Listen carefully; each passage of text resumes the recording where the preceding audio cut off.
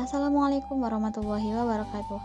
Kembali lagi bersama saya Fitri Royhana. Kali ini kita berada di part 27 yang akan membahas tentang tradisi guru dan murid dalam Saluang. Warisan turun-temurun dalam budaya Minangkabau, Saluang bukan hanya sekedar alat musik tetapi juga simbol dari tradisi dan nilai kehidupan.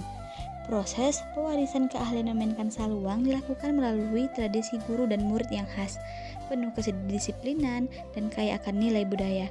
Yang pertama, pewarisan secara lisan atau oral tradition. Keahlian ini memainkan saluang diwariskan secara lisan dari guru ke murid. Tidak ada metode pembelajaran tertulis.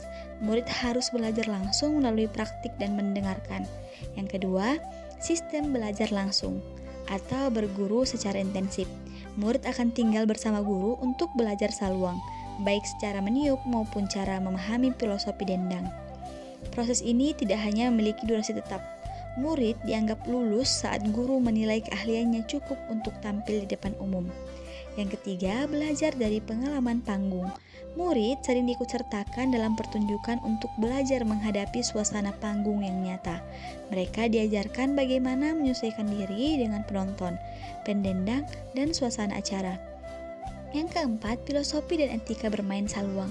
Bermain saluang bukan hanya soal teknik, tetapi juga sikap dan etika. Murid diajarkan untuk menghormati guru, seni tradisi, dan pesan moral yang ada dalam dendang. Yang kelima, ternyata belajar saluang ini juga memiliki ujian tak resmi.